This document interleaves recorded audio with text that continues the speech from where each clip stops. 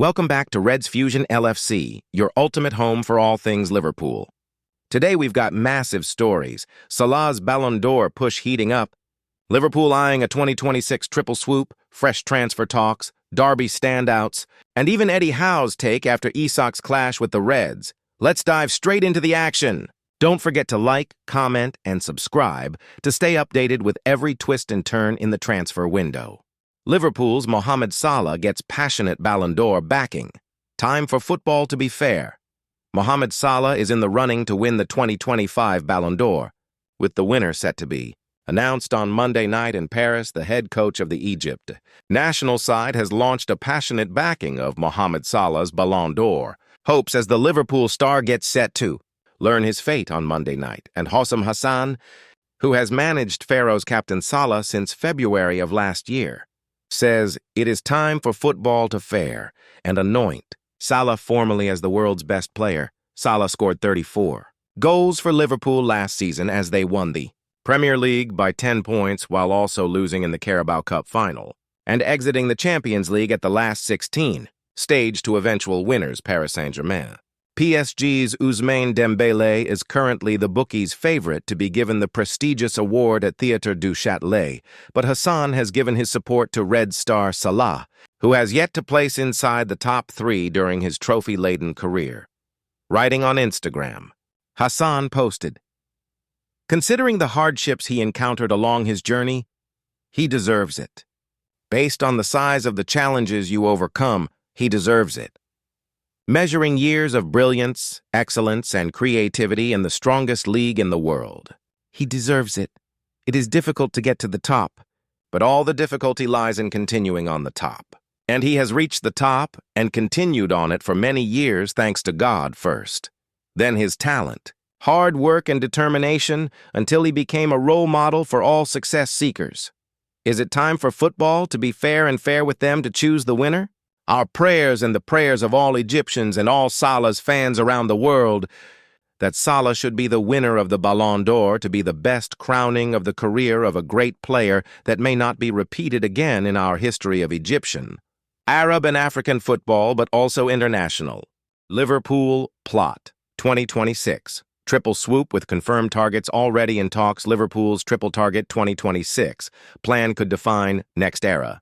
Next phase of slots revolution. Liverpool are already preparing for 2026 with a transfer strategy that feels as bold as their title-winning football. Rousing the COP report that the club will focus on 3 key areas in the next stage of Arne Slot's revolution: a top-class defensive midfielder, a successor to Mohamed Salah, and a long-term replacement for Virgil van Dijk. This is a continuation of the club's ambitious rebuild that saw $440 million spent in one historic summer window. The sheer churn of 19 senior players coming and going would have shaken most clubs, yet Liverpool are thriving. They are not content to bask in the glow of being Premier League champions. Instead, they are laying down foundations for sustained dominance. In my opinion, Liverpool are going to want another CDM next year. A top-class one, transfer journalist Graham Bailey told Rousing the Cop. He named Crystal Palace's Adam Wharton and Brighton's Carlos Baleba as leading candidates. Wharton in particular has been described as unflappable and is already being tipped for a long England career. Midfield reinforcements. Top priority: Liverpool's midfield trio of Ryan Gravenberch, Alexis McAllister, and Dominic Szoboszlai might be the envy of Europe, but the depth behind them could use reinforcement. Curtis Jones and Wataru Endo offer reliability, but lack the elite defensive presence of a Rodri-style controller. Bailey added, Angelo Stiller would do that role, but I do personally wonder whether Carlos Baleba and Adam Wharton would be higher up in the pecking order. Obviously, they would come with significantly higher price tags. It wouldn't surprise me if we see Liverpool getting involved in those conversations a bit more. The midfield market will be competitive. Manchester United remain keen on Baleba as part of their long-term rebuild under Ruben Amorim.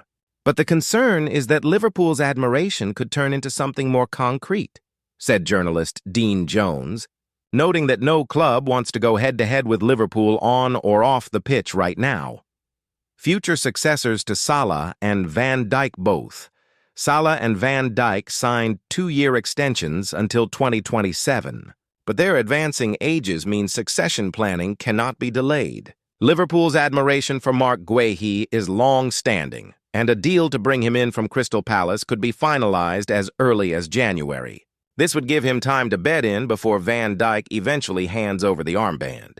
On the attacking flank, Bayern Munich's Michael Olise is the standout name. Once of Crystal Palace, he has blossomed into one of Europe's elite wide creators. His numbers last season rivaled Salah's and have sparked debate over whether Liverpool should sanction a potential British record fee. Rousing the Cop also cite reports of Real Madrid manager Xabi Alonso targeting both Gravenberch and Mac Allister in 2026, a situation Liverpool will watch carefully. Dean Jones called the interest in Mac Allister genuine, but suggested the Argentine is unlikely to depart soon, given his commitment to the project at Anfield. There are other moving parts, too. Reports in Spain claim Luis Suarez is working behind the scenes to persuade a Barcelona star to move to Liverpool. And a journalist has claimed that an absolute tank of a player has made Liverpool his first-choice destination, further fueling expectations of another blockbuster window. What is striking about this planning is its scale. This is not a club thinking in 6-month cycles, but one mapping out how to stay relevant in a league that is evolving faster than ever. Florian Wirtz critics know Liverpool truth, even if they don't want to admit it. Florian Wirtz was limited to a substitute showing versus Everton as he continues to adjust to life at Liverpool who know it's coming. Should Florian Wirtz fail to register a goal contribution in his next Liverpool outing, rival supporters will be flocking to make their Ozo7 jokes and digs. The German claimed an assist on his debut against Crystal Palace in the Community Shield last month, while his substitute appearance against Everton was his actual 7th outing for the club. But why let that get in the way of a good tribalist? Ribbing?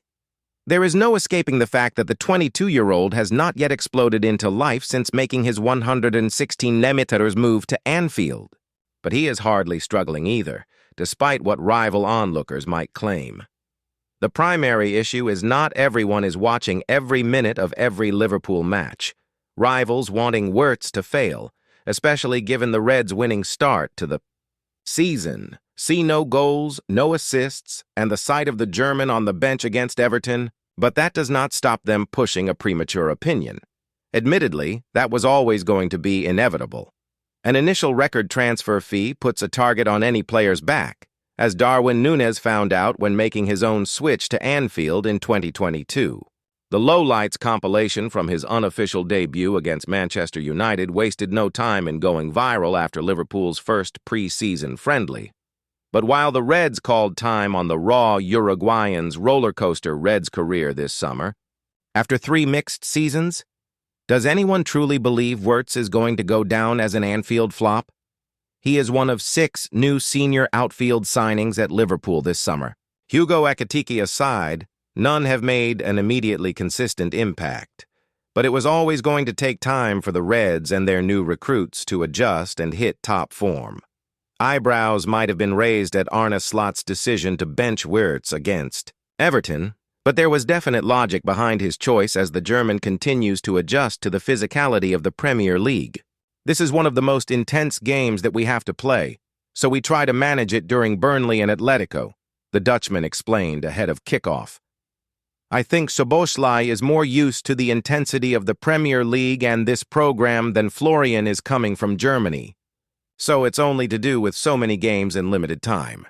It's no coincidence that, during a really strong first-half showing from Liverpool in the Merseyside derby, they were fielding a midfield 3 that have been teammates for over 2 seasons. This was demonstrated best by Dominic Szoboszlai, Alexis Mac Allister, and Ryan Gravenberch, all combining to set up Ekitike for the would-be winner. Perhaps the Dutchman sets the perfect example to Wirtz here.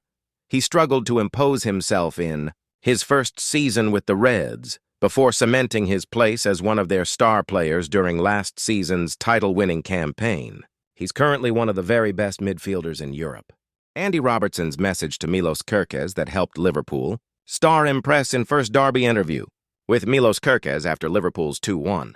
Win over Everton in Saturday's Merseyside derby at Anfield. Milos Kerkez has revealed the Andy Robertson pep talk that helped him star for Liverpool in Saturday's Merseyside derby win over Everton. The Premier League champions beat their neighbours 2-1 at Anfield thanks to first-half goals from Ryan Gravenberch and Hugo Ekitike, despite Idrissa Gueye scoring a consolation shortly before the hour mark of the 247th meeting between the clubs. Kerkez enjoyed a productive afternoon on his derby debut, largely keeping Everton dangerman Iliman Ndiaye subdued, while also contributing to a number of attacks to help Arne Slot's side maintain their 100% start to the campaign. Kerkez, a 40-minute arrival from Bournemouth in the summer transfer window, is competing for minutes with the long-serving Robertson, whose importance to the squad was formally recognized by Slot recently giving him the vice-captaincy, following Trent Alexander-Arnold's exit. And while Scotland, skipper Robertson faces his biggest test yet to keep his place in the Liverpool side with the capture of Kerkez, the Hungary international has explained what his more experienced colleague said to him ahead of the win over David Moyes' Toffees. "The relationship is really good," Kerkez said. "Before the game, he motivated me. He told me, 'Go outside and do your thing that you were doing last season.' So he gave me a bit of a push. Then after the game, he congratulated me and told me that I should keep going like that. We are good. He's a legend who did amazing things, won everything, and still has quality. It's not like he's not here. He's a squad player. This is Liverpool. We're competing. He's pushing me. I'm pushing him. And I think that's important to have in a big club like this. Like I say, I'm playing a bit different, so I'm adapting to that. I would say on Saturday I could have more freedom. That was also from what the coach wanted me to do, so like I said, I'm just going to do what he tells me in every game. With Virgil van Dijk, I think I'm building a good connection. Obviously, we are now playing more, and I think we are defending well. Everyone is adapting to each other. Even Florian Wirtz, and Alexander Isak, and everyone who arrived, so everything needs a bit of time to gel in. Obviously, now we're getting results, but I think in the future, it's going to be really, really bright. At the end of the day, the result and points are important. Even if the game is sometimes not going our way, we have to continue to win the game. We always find solutions, so I hope that continues. We have a lot of big, quality players, so we have to continue. On the game itself, Kerkez added, obviously we were ahead 2-0. I think we should have continued more with the pressure. Intensity, but obviously we were so intense in the first half that our energy dropped a bit. It's normal that we controlled the game a bit less, and obviously they scored, but we stayed mentally in the game until the end. It's the same for me. I'm just here to do my job. I want to improve. I want to give everything for the badge. Obviously, you have to adapt, and the coach and the players are helping me with that a lot, so I'm improving a lot every day. Eddie Howe gives fresh Alexander Isak take after Liverpool debut. Alexander Isak has made his debut for Liverpool, though he is yet to really make his mark as Arne Slot eases him in. Eddie Howe has shared his latest thoughts. Liverpool has advanced to 6 wins out of 6 in all competitions to start the season, with Alexander Isak barely featuring. Arne Slot has even had to defend his decision to sign both the Swede and Hugo Ekitike, with the Reds now seemingly spoiled for choice. But with Liverpool enjoying an embarrassment of riches, Newcastle is feeling Isak's absence keenly. With the Magpies playing out a third 0-0 of the season at the weekend, Eddie Howe has admitted as much. Naturally, Isak will grow in prominence at Anfield before long. The form of Ekitike has given Slot the luxury of a gradual introduction, and will hand him a dilemma when both are fully up to speed. But it seems a matter of time before the record signing is a regular presence in the Liverpool lineup. Naturally, Isak will grow in prominence at Anfield before long. The form of Ekitike has given Slot the luxury of a gradual introduction, and will hand him a dilemma when both are fully up to speed. But it seems a matter of time before the record signing is a regular presence in the Liverpool lineup. It will be a concern for the rest of the league that Liverpool has strung together so many victories without Isak, adding in that extra ingredient. To a side with a perfect record to start the campaign is ominous for the likes of Arsenal, which already finds itself 5 points behind. It has been harder for Newcastle to rack up the points while still betting in new additions. Howe has tried to be similarly gradual with Nick Woltemade, leaving him out from the start against Barcelona in midweek. But the scoring burden already sits squarely on the big German striker. Anthony Gordon had been a regular makeshift striker in the league before his red card against Liverpool earned him a suspension. He has not looked to have the killer instinct needed in front of goal when called upon. And while things started promisingly for Woltemade, with a debut goal against a hapless Wolves side, it's a big ask for him to fill Isak's shoes. As well as being new to the league, he is only 23 and faces a steep learning curve. It's 3-0 away from home for us, which is really uncommon with our attacking style, Howe admitted after the draw with Bournemouth. I think just naturally we're going to be a different team attacking-wise this year without Alex. I thought Nick played really well today. But we just need to know and get used to him and his style more and get more runners off him because he's very good in that. Respect, Howe went on to express his hope that Newcastle may even be evolving into a better team in the absence of Isak. But he conceded that the process would take time.